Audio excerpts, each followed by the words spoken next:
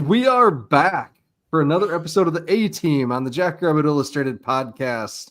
And you did not fall down a time warp, a wormhole, anything like that. It is not UND week. It is UNI week. Chad, apologize to the people. Yeah, I'm sorry. Maybe I was just thinking because you and I played UND. I don't know. It was early in the morning when I started doing the graphic, and I screwed up. Yeah. Did you stay up for the board? Not very. The board No, I did show? not. No, and I need to upload that. That reminds me. Thank you. Yeah, not very A-team of me this morning before church to do that. I didn't sleep very well last night, but whatever. All right. Yeah. Dallas, how the heck are you doing, man? I'm good. Got to hang out at home all weekend. Worked on Hudson took the weekend off, didn't travel anywhere, and had one of his teammates over today. We worked on some hand fighting and some D-line stuff in the garage, so that was fun. Got to put on my coaching hat for a little bit. And that's about all I know. I made some Cincinnati-style chili for dinner. Went over okay with the family. Okay. It was first time I made it. I've got the company I'm no longer with. A couple of my friends headed to the Cincinnati warehouse today. And so I'm like, oh, you know what? I haven't had Skyline chili in forever. So I made some. It's all right. Turned out okay. I got leftovers. All right. Cool. So how you doing, Matt? We're good. I'm good. It was a good weekend here. It's kind of like you guys didn't do a whole lot, but got to spend lots of time with the kids and got to go out and have a couple meals in the field for Kelsey's family because it's harvest time. So yeah, it was good. It was really good. It's just a fun weekend. Lots of football. But one thing I did do, an actual thing I did do, was get my posts in for my snow fence. Because winter is around the corner and I want to just get it done. And you know what I used to get that job done? My BX 2680 Kubota. And it was wonderful. Glorious. It worked great. Everything happened how it was supposed to. And if you need something, a piece of machinery, a mower, a bobcat, or a skid steer, not a bobcat, a skid steer, a tractor, whatever it may be, stop by a Kubota dealer in South Dakota and they will get you hooked up for whatever is right for you. So thanks, Kubota, for sponsoring. So as it turns out, this Youngstown State Penguin squad was every bit of what Dallas was telling us. And it was a good thing we were complimentary when we were on their show, Dallas, because accurate. That's about all I can say. It was. I was a little bit conflicted. That was fun. They did a Twitter live thing, whatever that's called. Chad and I jumped on, got to talk with Twitter Spaces. Twitter Spaces. Thank you very much. I actually had not done that before, so I didn't know if I needed to raise my hand or when I could talk, but he called on me, so we figured it out. You know what? I like that fan base. Those guys are cool. That we are Youngstown, and I'm blanking on the other account, but I like both them. And yeah, once again, Penguin Nation. Penguin Nation. Thank you. Again, that's a really good football team. I'm curious to see what happens to them. They have a brutal schedule. Yes. Theirs is worse than ours. Their Valley schedule is absolutely worse than ours. They're at Fargo.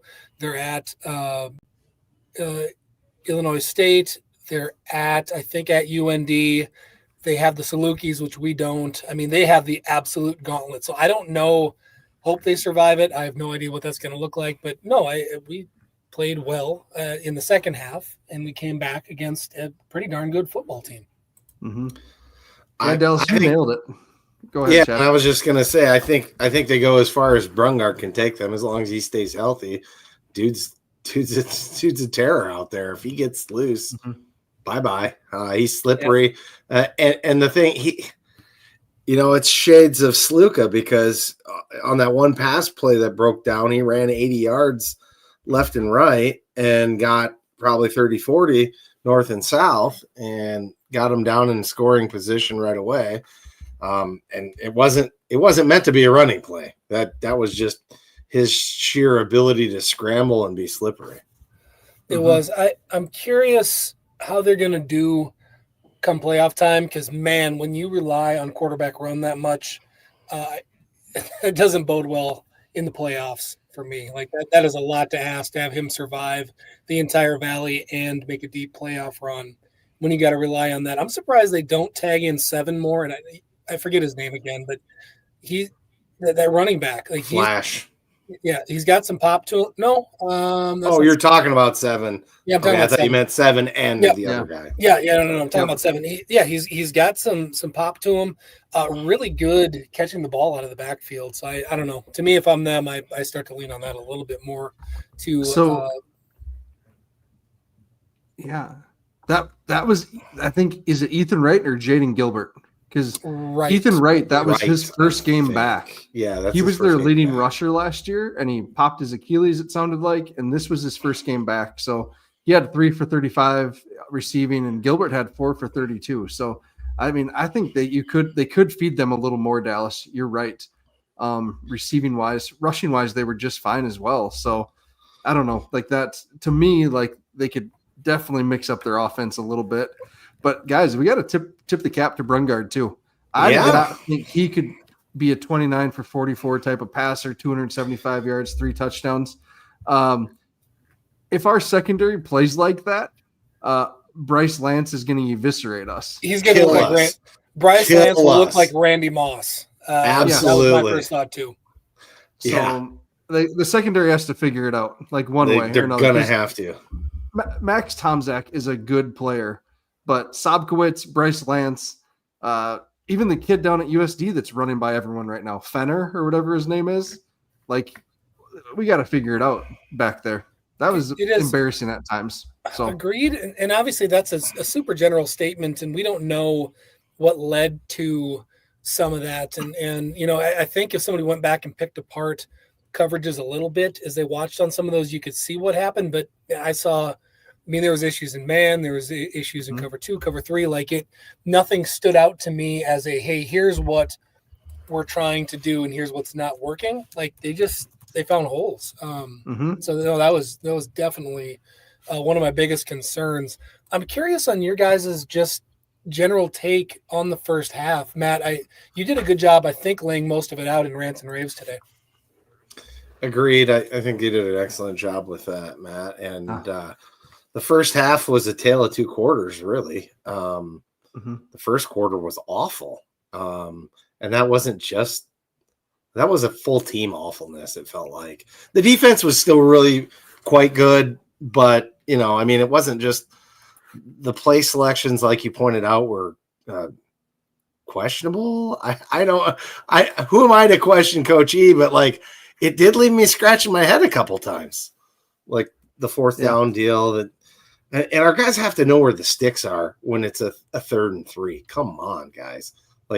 That's something that we used to do back in the day before we were beating NDSU. We gotta on a 3-yard route, go 5 and come back a little bit.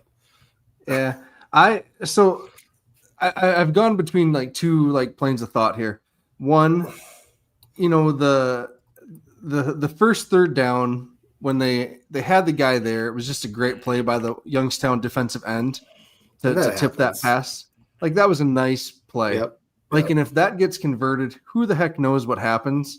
But in that early of the ball game, you're on your side of the field. I think you just have to punt it on 4th. That was a long 4th and 3.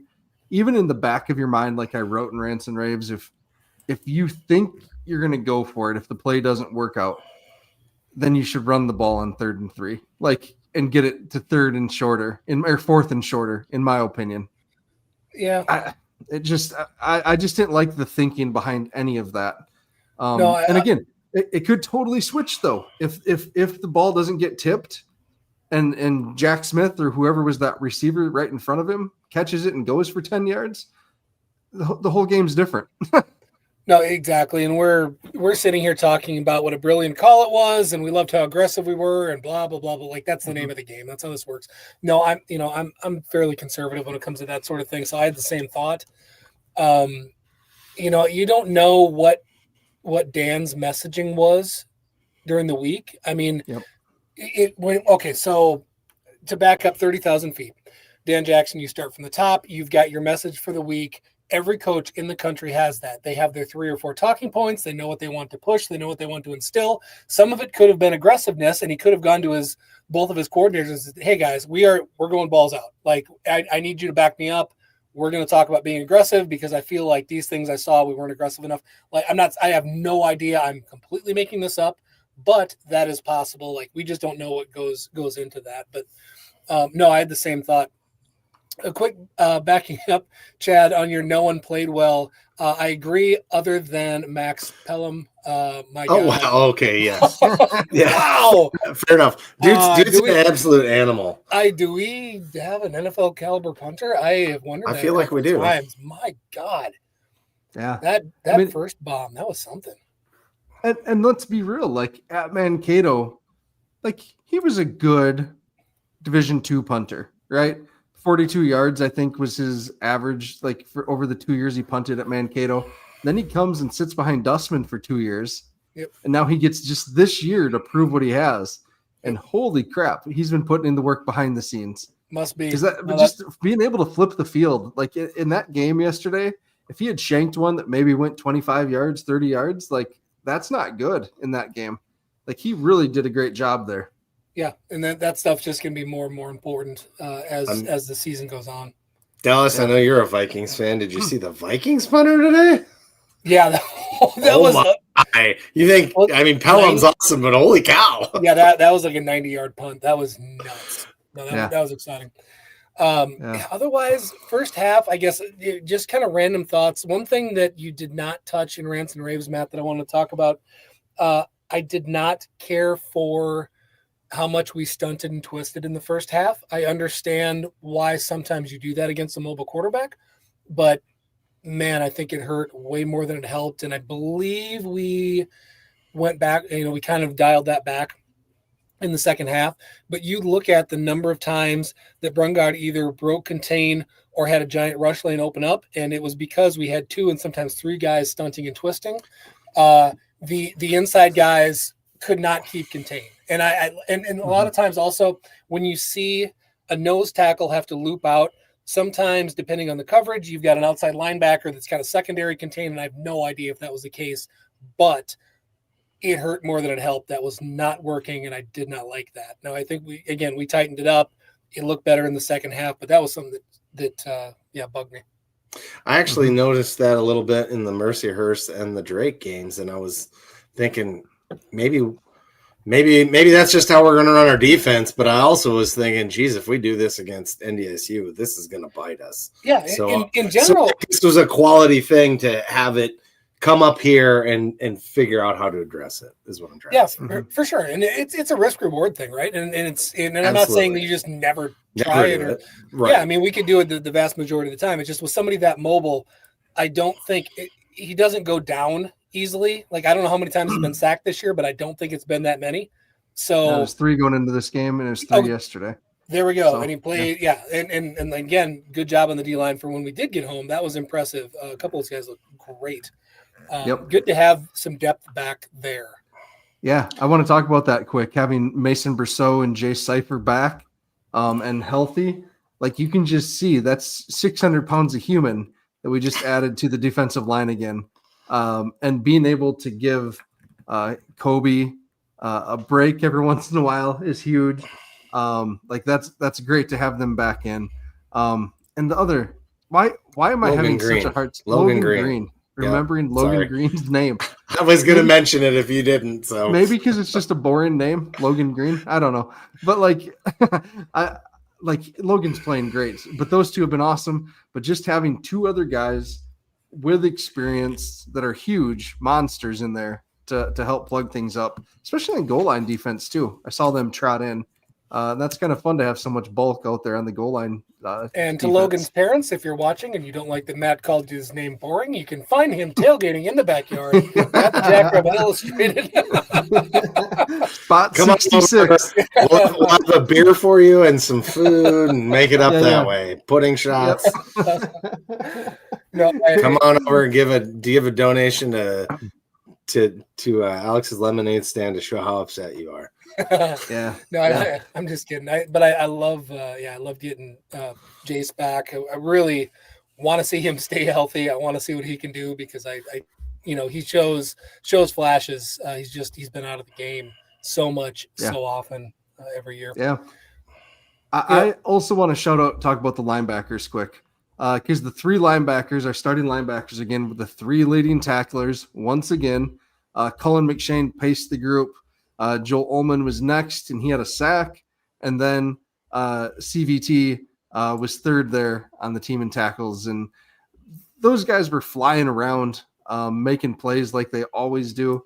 It's kind of funny because there's just this expectation that SDSU is going to have very good linebackers now. And again, I mentioned this in Rants and Raves. I love the fire Cullen McShane plays with. Like, he is so much fun to watch out there.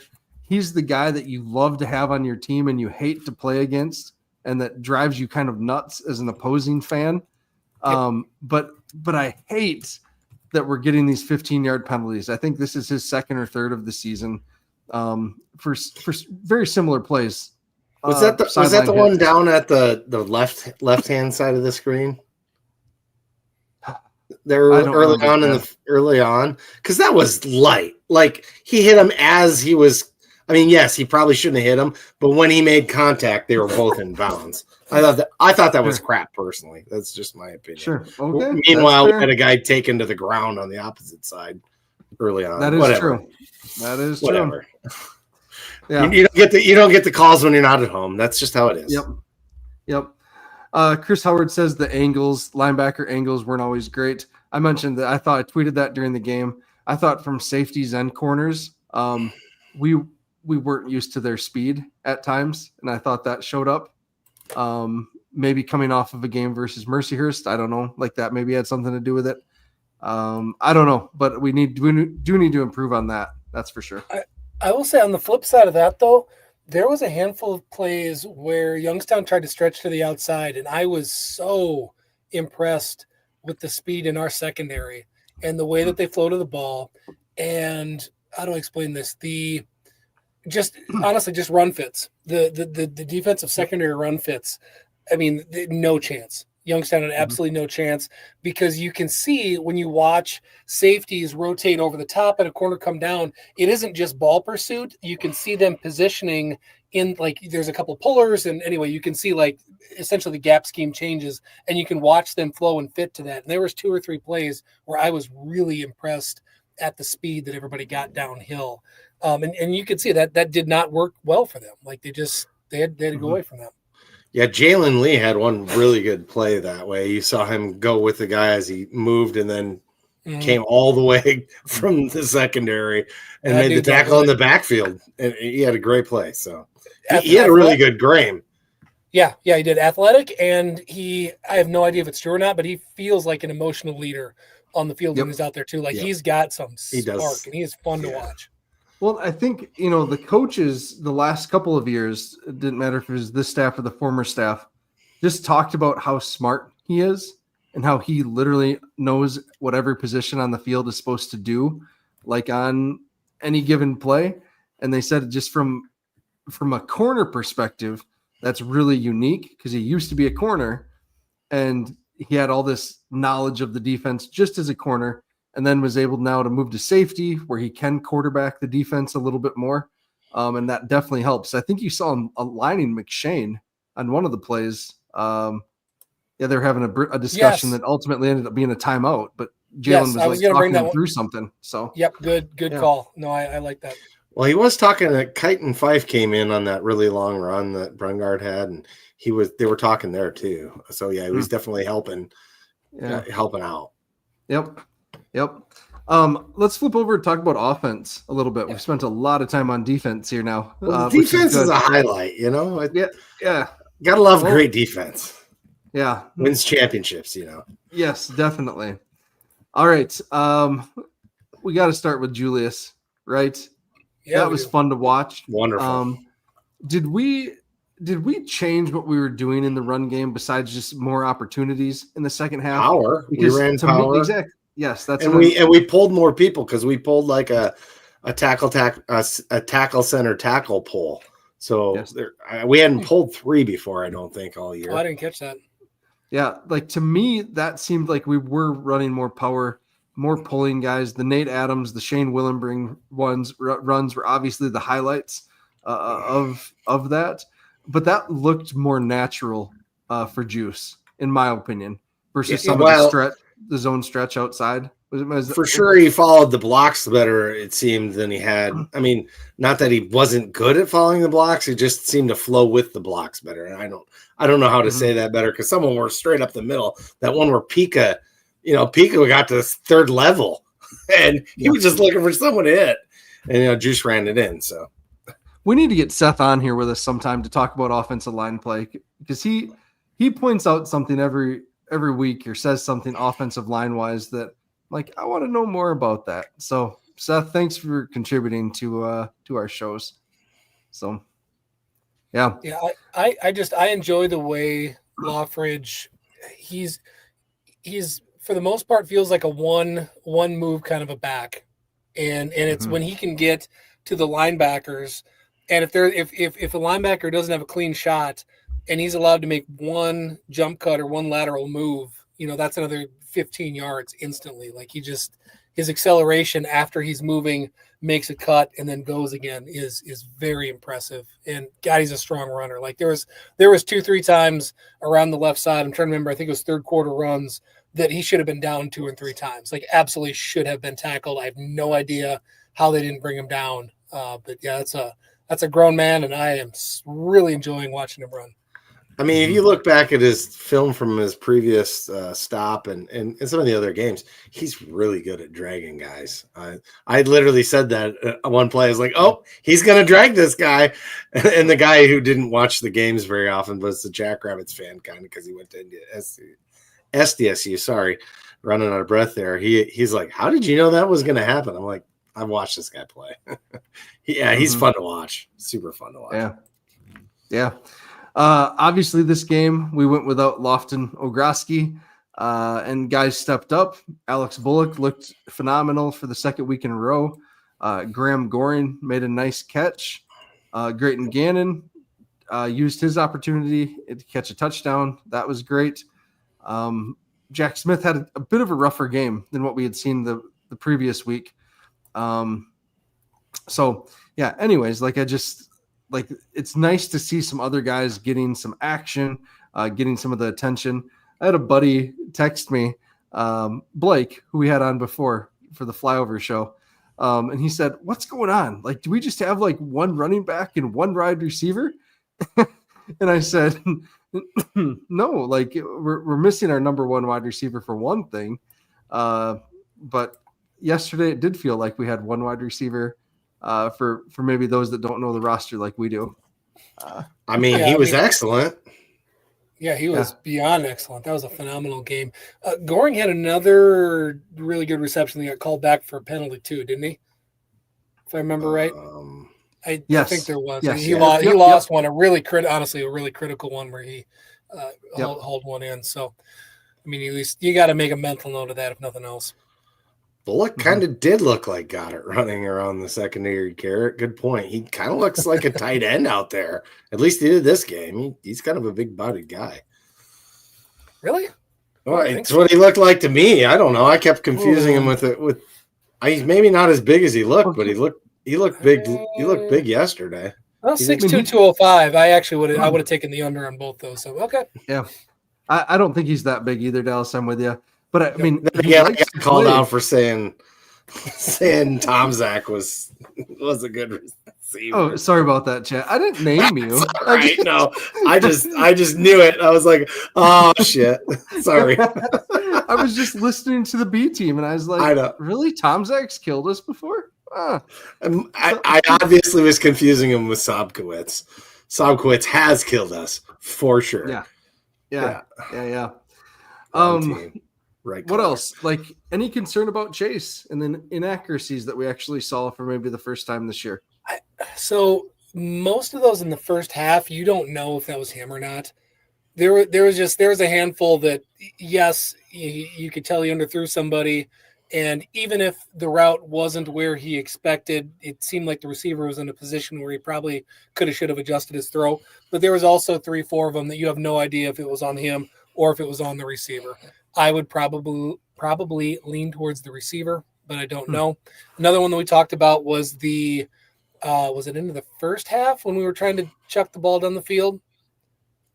Did we have the ball at the end of the first half? Yes. Okay. So that was one that we got a conversation about, and there's trips to the right, and he just threw to absolutely no one in the middle of nowhere. I promise someone was supposed to break that off and run a deep curl and get out of bounds to try to kick a field goal. Like I will bet $100 right now that somebody did not run the right route. So again, concern isn't the right word. Yeah, I would have liked to have seen a little bit more. There's a couple didn't look right.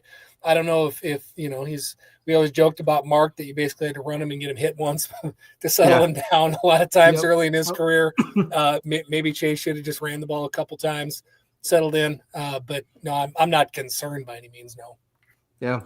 I was confused why we didn't do more with that second attempt there at the end of the first half. I mean, we've seen our games lost with 1 second left on the clock. I felt like that was a lost opportunity. That's all the more critical I'm going to be on the air. Yep. I do want to just again say this out loud because I've been tough on them this year. The 605 Hogs maybe had their best game. Great game of the season. They were physical. They pass protected well. I think that's a good defensive line from Youngstown. It is. It's kind of crazy how quickly they've improved from what we saw last year in Brookings when we trounced them on both sides of the ball. But the 605 Hogs, hopefully they can keep that up because that was awesome to see. Good job, guys. Yeah, Dan had mentioned it after the game, and I think he maybe because I've heard him kind of mention to the team things if they're going to go on and talk about. I think he maybe mentioned it to the team, and so I specifically looked at it on my rewatch, and yeah, the 605 Hogs. There's nothing I could really say bad about them. The one play that I did notice, we got called for offsides or encroachment. Actually, I think it was just offsides. Their right tackle, our right guard, did rock back a little bit, and I think that's why our guys jumped over the line. So, got it, Mr. Green. I don't think that one was on you. Yeah, I think you called that right. Yeah, interesting. I mean, Logan's a pretty smart player too, right? So yes, yeah. Then he pointed at the backfield, but they did move too. But since he pointed at the backfield, I think they just missed it because it was the guy right in front of him that actually rocked back in his stance. So anyway, okay, sorry. Okay, guys, we're getting lots of questions about injuries again, whether it's Lofton or Randy just asked about Corey Blair. We don't know. We don't have any inside knowledge on these injuries. Your guess is as good as ours on this. We hear maybe through the grapevine some of the stuff that you all hear, but I'm not going to go on record on any of that. Like if it's just the rumor stuff, if I don't hear it directly from a player or family. So sorry. Yeah. No, yeah, Dan has been fairly forthcoming with injury stuff. He does like I haven't heard any smoke screen charades out of him. So I would listen to the radio show tomorrow and see if he touches on anything. Cause he's been a bit more straightforward than I think most coaches are on that sort of thing. Yeah. Someone did ask about running back injuries earlier though. And we don't know about Corey Blair, right? We don't know for sure on him. Hopefully it's not a long-term thing. Sounds like his dad is coming up to do putting shots with Chad and Dallas at tailgating. Yes. For HOBO Day. But we do know, right, that Brendan Begeman, Ben reported this just based off of a Facebook post from Begeman's dad that there was punctured lungs, if you trust spleen, that source. rib. Yeah, right. That seems like a knowledgeable source. Yeah. So, yeah. Yeah.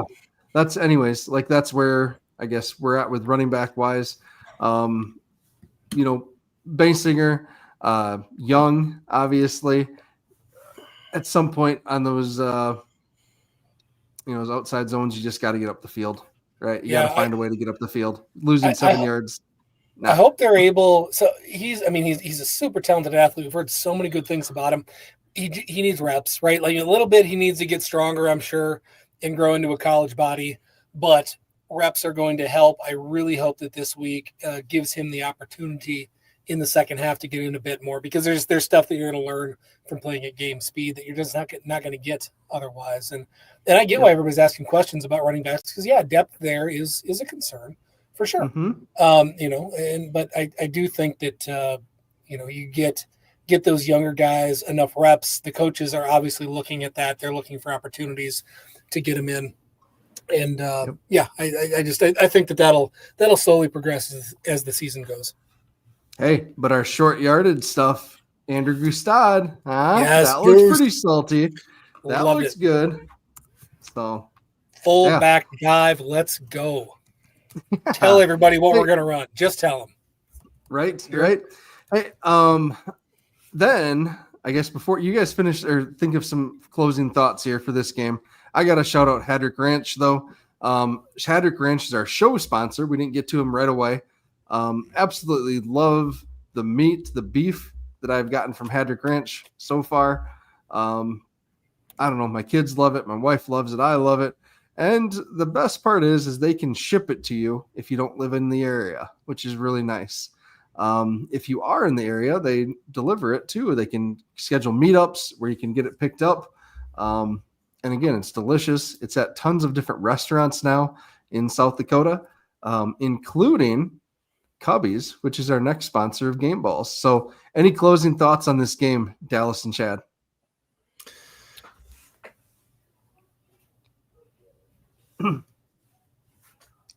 Nope. Okay. No, not really. I was just going to say, you could do a little try before you buy on some of the Haddock Ranch beef by getting the jacked up game day burger down at Cubbies. You can get it tomorrow during the coaches show. You can get it before the game. You can stop down to Wooden Legs and get some beer on your way over and get some crawlers for your tailgate. Here's my parting thoughts on this. We didn't play our best. There's room for improvement, but we were on our longest road trip, the hardest road trip against a quality opponent. We came back from down in what felt like it was slipping away momentum-wise. The guys, it was a gritty win. It was a road win in the Valley. There's nothing you can be too upset about when all those things happen and we can still get better. Yep. It is tough to say it better than Chad there. Matt always makes comments about new money fans, and I do want to bring that up, that it is really important for everyone to understand what our expectations are and how ridiculous they are. I will get back on my soapbox that I've been on 3 or 4 times this year, that if we were able to get through the first 2 games unscathed, then we had 5 or 6 weeks to figure things out. Guess what? We are undefeated. We are 5-0. We just, as Chad said, beat a good conference team, a ranked team, comeback win in the Valley. We are in really good shape. This team is not the same team they're going to be week 10. I think that, again, we had no idea going into the season what this could possibly look like. Everyone should be really happy with this. This is a national championship caliber roster. If the playoffs start today to win the Natty, I don't know. Honestly, probably not. But this is not the same team that we are going to have 7 weeks from now. Like, this is, you think about everybody, you think about your job. If you had half new people and all new managers, you're going to take a few months to figure shit out. So that's what we're seeing. It is really encouraging, and this is awesome. I don't know. I'm pumped. I'm happy with that. And also, we came out unscathed, getting to see what they were able to do, and to come back from being down 14-0 on the road. Like, that's all stuff that really matters, that helps bring a team together. So I'm pumped. I'm happy with this game. Let's go. And it's been fun. It's been interesting. Yeah. Like, let's be honest. It's not the hey, we just went out and kicked some, B to A again, and that's what we expected. So we're better than everybody. So it's been exciting. I don't necessarily like how the first half went, how I felt when we were struggling there, but at the same time, it makes it more interesting. Yep. And folks have to realize, I hope they realize, I hope most people realize that have been with us for, these 9 years, whatever. When I write something in rants and raves, or when we say something on this show, or the B teamers, scared money don't make money, it is not an attack. Like, on the team. It is not indicting on an indictment on anyone's character, anything like that. We are just making observations about things that could be improved. We don't expect perfection. It's just, what can we do differently? And we're still going to fan, and we're still going to have a great time, and we're likely going to keep cheering for a long, long time. So, yeah. And to that point, we're really critical, like highly critical. We want them to be as perfect as the 22-23 teams, right? I mean, it's hard. It's a tough hill to climb, and it's all about continued improvement. And I didn't think I saw it in the first quarter, but it got better from there. Yeah, they were able to. Exactly. That's a huge mental thing. Hold on, you had it pulled up. Here's Cody's. Yeah, I'll go team back. didn't. Yeah. Cody says team didn't panic when they were down. They just went to work and won. Love to see that. Absolutely well put. Yep. Exactly. Dallas, you're a hero. We love it. Is this just like? Do I get the rant meter like Brendan does? I don't swear nearly enough. I don't think we have that on the A team. I'd have to switch over to B team. Yeah, right. That's all right. I'm done. We talked about Cubbies already. We all love Cubbies. Thank you, Cubbies, for being a segment sponsor again this year. Chad, you win. I don't think we can contest it. Juice, you had Juice for Player of the Week. Sorry. It was a fruit fly. What was that? There's a fruit fly flying in my face all of a sudden. 300-pound bearded ninja. Oh, gosh. That's awesome. Never underestimate how quick I can be. Yeah, that's what I've heard. I heard you have a mean home to first time, right? It's not too bad. It's not too bad. The big thing is I'm like a locomotive, though. When I get moving, just stay the heck out of the way because they're not going to stop fast. You're only going to first and going rounding off to the right. You're not going for two. Hey, there we go. All right, defense. I think you could give it to any of them. McShane, Claiborne, Van Tol. I did go with Joe Ullman and Rants and Raves. That's who we said, though. We said McShane, Claiborne, Van Tol. Gosh, I was so thinking he was going to get ejected. That would have been a big deal in this game. I was so glad they saw that the way I saw it. Oh man! But my heart was in my stomach. I was about to lose my mind because I was starting to pull up. I just got done watching the Vanderbilt Bama game. And the exact same play in the exact same part of the field happened. I mean, it could have just changed the colors of the teams. And it's the same thing. They threw the flag because bang, bang, looked good, helmets hit, whatever. They looked at it and he hit with basically his shoulder and the side of his helmet. The runner ducked his head, sort of made a football move, and they picked up the flag. And yeah, lo and behold, they did the same thing. So bravo to those officials, just consistency across college football. And that was the right decision to make there. That was cool. Yeah, and the announcers too, complimenting Ullman and just kind of like realizing that it was a real it wasn't bang, it was a football move. It wasn't bang bang. I think he tried to hit his shoulder around and turn his head, and I think there was helmet to helmet. Actually, it just wasn't intentional. Yeah. Dallas, you probably had the score here. The closest 38-17. So we didn't talk about Ripper's strip sack. I was just looking at stats for that one to make sure I had it. Yes, that was a huge play. Yep, I missed that in Rants and Raves too. Steve Erpenbach brought that one up, so thanks, Steve, for reading. He got a game ball. I saw too for that, so well deserved. Yep. In special teams, we talked about Max already. I went with Max Pelham. That was great. I don't know how you could choose anyone else. I mean, Ryan Harrington was awesome again, though, too. Yeah, on the kickoffs.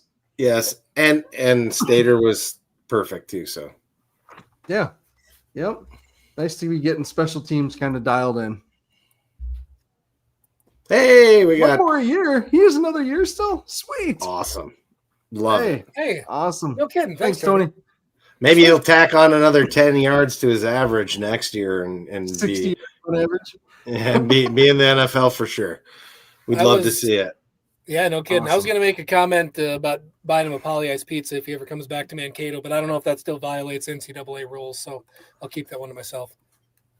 Well, I mean, he could do a plug for Renegade Regeneration, and then you can buy the pizza. Yeah, that's true. There we go. Perfect. You should take him to Dino's, not Polly's. Anyways, dude, we can fight about this later. All right.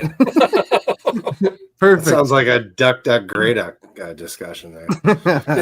Hey, before we get into UNI, yeah, before we get into UNI, Dallas, you want to talk about Renegade for us? Sure, we can chat a little bit. I would invite everyone to check out the company that I have started with my family, Renegade Regeneration. We've got a single product out now called Hydrate. It is a hydration powder, really light flavor, just stuff you need, no junk, no fillers, no sugar, 60 servings per container, so it's a really good value. And it's not something that necessarily just has to be for athletes or anybody that's hardcore or anything. Hydration is important. I'm getting older. We're all getting older. Your body just behaves better if you stay hydrated. It's an important foundational piece of just being healthy as a grown-up. So head over to renegaderegeneration.com and check it out, please. It would mean the world to me. Renegaderegeneration.com. All right. Thanks, Dallas. Thanks for your support. Yeah. All right. The Panthers, you guys. Mark Farley is gone, which is just so weird. Skeletor. Right? It's just so weird to know that he's not there anymore because he was like the boogeyman down there for so long. Baba Yaga. Sorry, I've been watching John Wick. It means the boogeyman in Russian. No, okay. Apparently. Anyway, fair enough. But they have wins over Butler and Eastern Washington, who is awful, with losses to FBS Wyoming 7-31. That game was kind of close at halftime before Wyoming blew the doors off, and then they lost to Utah Tech in Utah 9-20, formerly known as Dixieland or Dixie State. State, yeah. And then in the MVFC opener, they got beat 7-35, and the game was not close at all. Chad, you watched a little bit of that one? No, I didn't watch a whole lot. I just saw the score. I saw maybe a highlight or two. I mean, let's just say there's at least 10 points of having to be that far north. But it did not look good from the score. And apparently not. It was bad. It was bad. Their offense, they have nothing on offense right now. Like, I will say that the Postal Service has had a pretty good team this year, but they've maybe been a little roller coastery up and down yet with the new coaching staff and stuff. So I feel like they could be potentially dangerous to the Bison this year, just because. We'll see. But that's a dangerous team. They're pretty decent, is what I'm trying to say. They're pretty decent. No doubt. You don't. Nobody should lose by 4 touchdowns at home. In conference play necessarily, but they lost to a very good North Dakota team. They moved the ball some. It was, I think, a lot of short passes from what I saw. Mm-hmm. They did have one, I think, a 25, 30-yard pass, but other than that, it was a lot of dink and dunk. Total yards, 350 on the day. I think some of that came late, but no, not a lot offensively. And then gave up a very balanced game to University of North Dakota Fighting Hawks.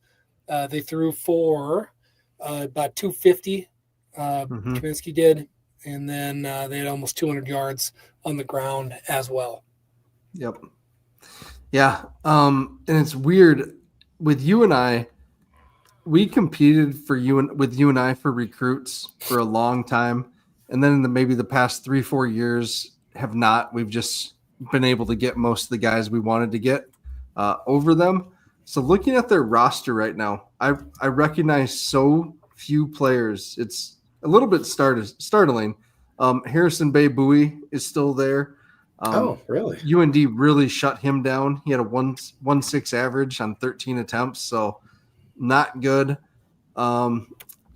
They still have JC Rock, like the receiver. Smaller guy, pretty fast. Andrew Price, this is kind of a fun thing. Andrew Price, the freshman linebacker from Iowa that we have, his brother plays wide receiver, I believe, for UNI, Aiden Price, and he was a former Hawkeye, transferred over. I kind of thought we might get him, but he's had a nice season so far. Tyson Kershaw is somehow still there. I don't understand that one. Tyson Kershaw feels like he's laid the first brick on the Unidome. He's been there that long. I don't know. Well, I mean, it's COVID year. It's red shirt. It's the new red shirt rules. It's medical. Heck, I mean, we've got people that are still playing COVID years, so it's crazy. They do still have a nice cornerback, that Jonathan Cabral Martin. He transferred over a couple of years ago. He transferred over a couple of years ago from Central Connecticut, and he's had a nice career there. He went in the portal again after last year. Didn't have much success, so I think he came back. Mo Alawo from up in the Twin Cities Metro. He's been there for a while. He also entered the portal, ended up coming back. And then their linebackers, Caleb Frazier and Tucker Langenbring, have been there for a couple of years too as the starters. They're nice players, good, decent players there in the middle. So it'll be interesting. That defensive end, I have not seen anything from him. He didn't record a stat, I guess, at least against UND, the kid from Tulsa that was supposed to be on our team. Ostrowski or whatever. Ostrowski, yeah. Yeah. Ostrowski. No, that is surprising. I'm curious to see what he looks like, because I was really disappointed when he decommitted. I was pumped to see him. Yeah. Owen Ostrowski. He's there. So let's see what's he been doing. Anything else? Do we know anything about Stepsis? He was at Drake, right? Yes, he was, and he was very good there. Sorry. Okay. He has 3 sacks on the season, 16 total tackles. Yeah, I mean, he's a dude. No, we'll have to account for him. Yep. Absolutely. I think his first name's Todd. That's about all I know, man. Stepsis, the coach. Oh, yeah. Well, he's led Drake to the playoffs 2 years in a row. Right. So he's got to be okay. That's a thing. No, I'm actually excited to break down some. I'm going to watch some of their game tape this week because I have not had a chance to. Again, this is my first weekend of actually watching football on television that I've had this year. So no, I'm excited to break them down a little bit because they're clearly down. They're in a rebuild. However, they've got some dudes. They still have less of their rosters from Iowa than I would expect, but still probably half of their rosters out of Iowa. There's a lot of great football that comes out of that state. I know this is why you're as laughing. As our friend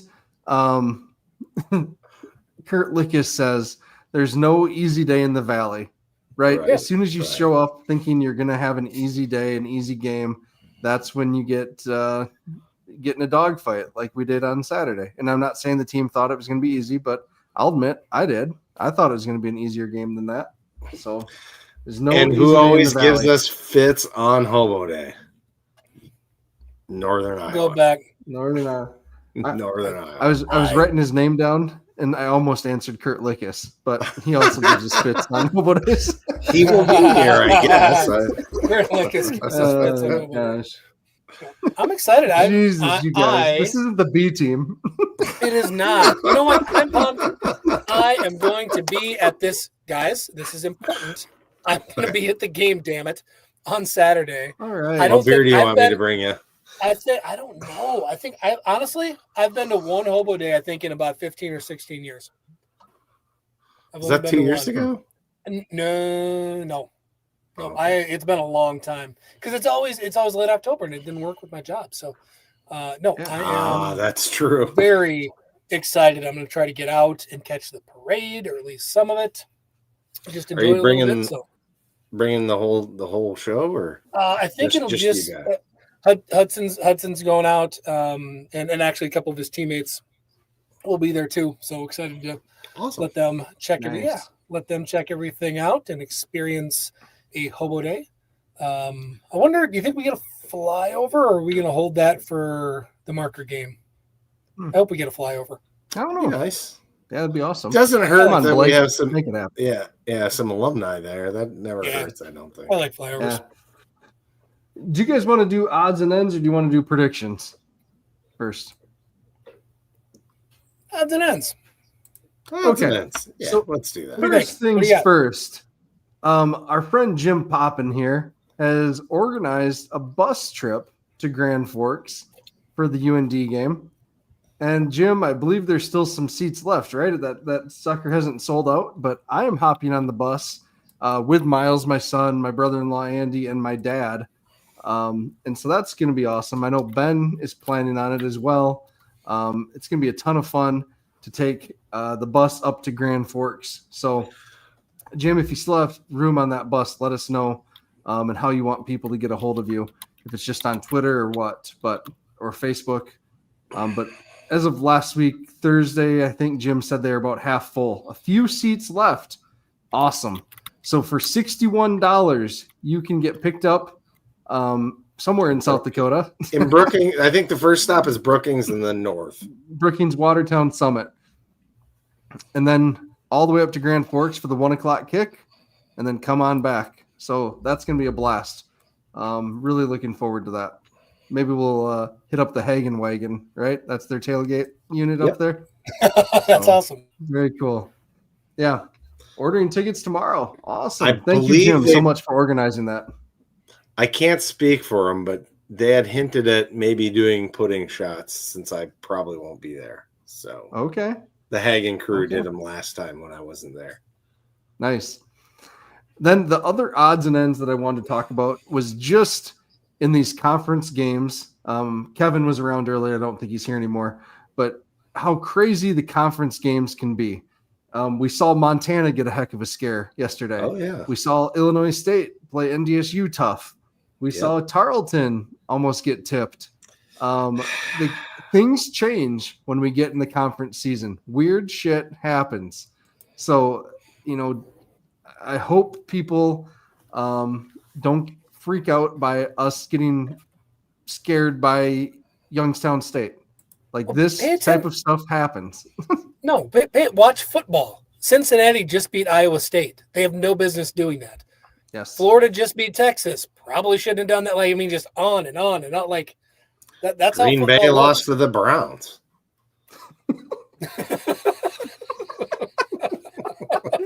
Not a You're conference welcome. game. Not a division game. I know, but it still shouldn't have happened. That was my point. Oh man, I'm just trying to keep you guys on your toes, I like it. No, 100%. That's a really good point, Matt. It's. I mean, when people say the Valley is tough, we got a few years of not having any question marks and only measuring ourselves by the marker game, but that isn't necessarily real life. I mean, I'd say still think that's probably the case, but no, this is a good conference, and I think we've talked about for a few years thinking maybe there's a little bit more parity in the conference, and it doesn't necessarily happen. I do think that we are finally there with how good the Salukis look, with how good I'm pretty sure UND is. I think we might have legitimate the second tier might legitimately be pushing up here. So that's exciting. Another totally changing topics here quick. Another one, man, D-Days. That attendance looked awful. Was that as bad as I thought it was? Yes. I watched some of that game. Oof. That's not good. So they're all going to say that they were tucked in their suite or that people just didn't come in from tailgating. That's what they're going to say. So people didn't come in from tailgating. That visitor side looked empty.